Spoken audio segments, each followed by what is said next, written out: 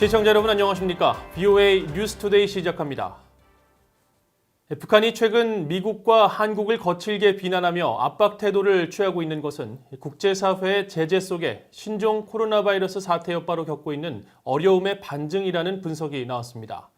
미국 대선을 겨냥하고 한국과의 관계에서도 우위를 노리겠다는 의도로 향후 군사적 도발 가능성이 있다는 분석이 나옵니다.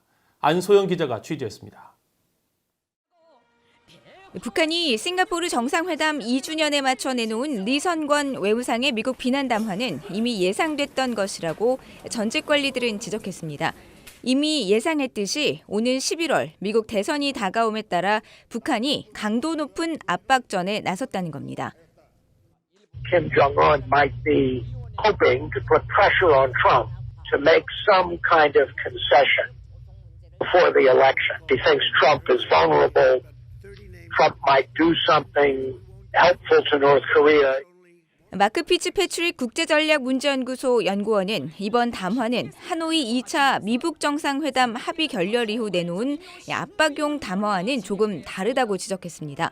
트럼프 대통령을 향해 아무런 대가 없이 치적 선전감 보따리를 던져주지 않을 것이라고 밝혔다는 겁니다. North Korea still tried to keep a sense of decent relations with President Trump, never signaling him out for criticism. But today's statement, I think that now finally North Korea is abandoning all efforts to engage with the Trump administration. 대북 전단 문제를 앞세운 북한의 한국 비난은 갈수록 거칠어지고 있습니다. 북한의 장금철 통일전선 부장은 12일 담화를 통해 한국 당국에 대한 신뢰는 산산조각이나 남북 관계는 수습할 수 없는 지경에 이르렀다면서 향후 시간들은 한국 당국에 후회스럽고 괴로울 것이라고 위협했습니다. 미국 내 전문가들은 북한의 국제사회의 제재 속에 신종 코로나 바이러스 사태로 겹친 경제난을 겪고 있는 북한 주민들의 시선 돌리기일 수 있다고 분석했습니다. 문재인 정부에게 제재 완화와 남북 경협 재개를 위한 압박이며 미한 동맹의 균열을 목적으로 한다는 지적입니다. When the interests tend to diverge, which they do over North Korea, then it's harder to maintain an alliance. And so I think he'd use this as a critical time for trying to undermine the alliance. 레리 닉시 한미연구소 연구원은 김 위원장이 원칙적인 이유로 미국과 중국을 상대로 한 대응 방안이 한정돼 있다고 판단하고 한국을 좀 더 쉬운 기회의 목표로 보고 있다고 평가했습니다. 일부 전문가들은 또 북한 당국의 강경 태도 압박 배경으로 실제 북한이 겪고 있는 경제난과 지도자 위상 강화를 위한 충성 강조가 필요한 상황 등 이 내부 문제를 주목할 필요가 있다고 지적했습니다. VOA 뉴스 안소영입니다. 미국 의회가 주한미군 감축에 관한 행정부의 독자적 결정에 제동을 걸 수 있게 하는 내용의 조항이 미국 상원 2021년 회계연도 국방수권 법안에 포함된 것으로 확인됐습니다. 최근 트럼프 행정부가 주 독일 미군 병력 감축 계획을 통보한 뒤 일각에서는 한국과 일본 등을 포함한 미군 병력 감축 가능성이 언급됐는데 미국 의회 내 상황은 다릅니다. 이조은 기자가 단독 보도합니다. 미국 상원 본회의 처리를 앞둔 새 회계연도 국방수권 법안에 주한미군 감축을 제한하는 조항이 포함된 것으로 확인됐습니다. 이 사안에 정통한 상원 군사위의 한 보좌관은 11일 VOA에 지난해 국방수권법에서 채택된 것과 유사하게 주한미군 감축을 제한하는 내용이 이번 법안에 포함됐다고 밝혔습니다. 앞서 지난 10일 상원 군사위는 이 같은 조항 등이 담긴 새 회계연도 국방수권 법안을 가결해 본회의로 넘겼습니다. 미국 의회가 지난해 말 의결한 2020 회계연도 국방수권법은 주한미군 규모를 현 수준인 28,500명 이하로 감축할 경우 의회의 승인을 거치도록 했습니다. 의회의 승인이 있기 전까지 90일 동안은 주한미군 감축을 위한 예산 사용을 금지함으로써 행정부의 독자 결정에 의회가 제동을 걸 수 있게 한 조항입니다. 만일 주한미군 감축을 추진한다면 국방장관은 이런 수준의 감축이 미국 국가안보 이익에 부합하고 영내 미국과 동맹국의 안보를 저해하지 않으며 한국과 일본의 논의를 거쳤다는 점을 의회에 입증해야 합니다.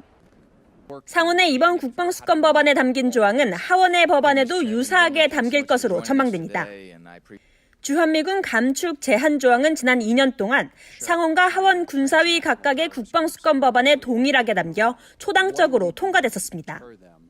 이런 가운데 상원에선 주한미군의 주둔 배치와 미한동맹의 중요성을 강조하는 결의문이 발의됐습니다. 상원은 외교위 동아태 소위원회 위원장인 코리 가드노 공화당 의원과 에드워드 마키 민주당 간사는 12일 한국전쟁 70주년을 맞아 미한동맹의 중요성을 강조하는 결의안을 발의하면서 한국의 미군 주둔과 배치를 통한 준비태세 유지의 중요성을 강조했습니다. 트럼프 대통령이 해외 주둔 미군, 특히 주한미군 감축을 결정할 가능성에 대한 우려로 미국 의회는 2년 전부터 매년 국방수권법에 주한미군 감축 제한 조항을 포함시켜 처리해왔습니다. VA 뉴스 이존입니다.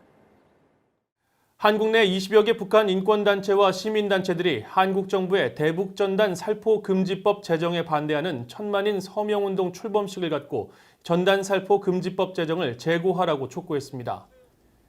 12일 한국 국회 앞에서 열린 서명운동 출범식에서 모두 발언에 나선 서경석 목사는 자유로운 대한민국에서 탈북민들이 자신들의 고향에 자유의 바람을 불어넣겠다는 노력을 법으로 막는 일은 있을 수 없다며 한국 정부의 규제 방침을 비판했습니다. 또 탈북민 출신 지성호 국회의원은 북한 땅의 자유와 북한 주민의 알 권리는 천부적인 인권이라며 북한 동포들도 자유를 누릴 수 있도록 서명운동에 동참해달라고 호소했습니다. 탈북민 출신 여성들로 구성된 물망초 합창단은 이날 서울역 앞에서 한국전쟁 발발 70주년을 기념하고 통일을 염원하는 6.25 음악회를 열어 음악을 통해 전쟁의 참상과 아픔, 통일에 대한 열망을 시민들과 나누는 행사를 개최했습니다. 지난 2015년 탈북 과정의 트라우마 치료를 돕기 위해 창단된 물망초 합창단은 탈북 여성 40여 명으로 구성돼 매년 한반도 평화와 통일을 주제로 정기 공연을 펼치고 있습니다. 윌리엄 페리 전 미국 국방장관은 미북 협상 교착 상황에서 비핵화를 위한 단계적 접근 방식은 더 이상 유효하지 않다고 밝혔습니다. 페리 전 장관은 12일 스탠포드 대학이 주최한 화상 세미나에 참석해 미북 협상이 교착되고 있는 현재 상황에서 20여 년 전 제시한 단계적 접근 방식이 여전히 유효하다고 믿느냐는 VOA의 질문에 그렇지 않다고 답변했습니다. 페리 전 장관은 협상 틀을 제시한 당시에는 북한이 핵을 보유하지 않고 있었다는 점에서 큰 차이가 있다며 북한이 핵을 보유하게 된 현 상황에서 이 같은 단계적 접근법은 더 이상 유효하지 않다고 지적했습니다. 페리 전 장관은 지난 1998년 북한이 대포동 미사일 발사 직후 북핵 해결 3단계 조건부 보상을 골자로 한 이른바 페리 프로세스를 설계한 바 있습니다. 해리 해리스 주한 미국 대사가 최근 다큐멘터리 영화 김일성의 아이들의 김덕영 감독에게 축전을 보내 한국전쟁 당시 북한 고아들의 동유럽 이주를 다룬 이 영화가 한국전쟁 70주년을 맞은 올해 특별한 의미를 준다고 밝혔습니다. 해리스 대사는 축전에서 호평을 받고 있는 다큐멘터리 영화 김일성의 아이들은 한국전쟁 기간 중 동유럽으로 보내진 북한 고아들의 이야기를 추적하고 기록한 15년간의 헌신이 반영돼 있다면서 전 세계 관객들을 위해 한국전쟁으로 고아가 된 수천 명의 아이들에 대한 숨겨진 역사에 빛을 비추고 목소리를 주었다고 평가했습니다. 영화 김일성의 아이들은 1950년대 북한 김일성 주석이 권력을 다지는 과정에서 한국전쟁 고아들이 어떻게 희생됐는지를 재조명한 영화로 미국 뉴욕 국제영화제와 프랑스 니스 국제영화제 등 10개 국제영화제 본선에 진출했으며 오는 6월 25일 한국전쟁 70주년에 맞춰 한국영화관에서 개봉될 예정입니다. 이상으로 VOA 뉴스투데이를 마칩니다. 시청해주신 여러분 고맙습니다.